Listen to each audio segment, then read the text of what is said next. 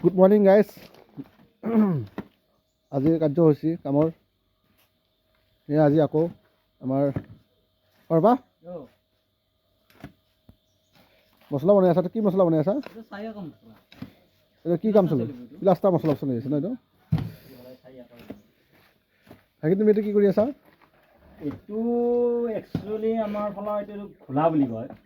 এতিয়া আমি খোলাটো এইটো কাৰণে বনাই আছোঁ। এইটো হয়তো আপোনালোকে দেখিব পাৰিছে, এইটো আমাৰ চিমেণ্টটো ব্যৱহাৰ কৰিলে আমি ডালমিয়া, আৰু ডালমিয়া চিমেণ্টেদি আমি ব্যৱহাৰ কৰি খোলাটো খুবেই ভাল পাইছোঁ।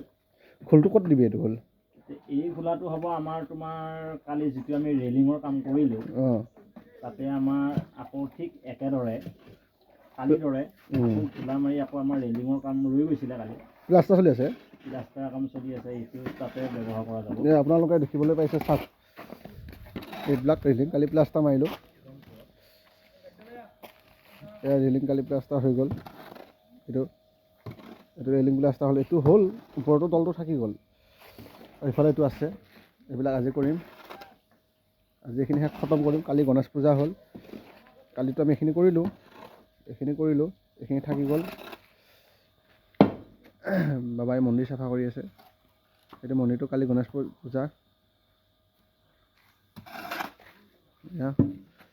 আজি মই ৰঙৰ পাৰ্টি এটা মাতিছোঁ। মোৰ সিহঁতৰ ৰঙৰ কাম চলিব। ৰঙৰ মোৰ আছে, ৰং মিস্ত্ৰী লাগিলেও মোৰ লগত আছে।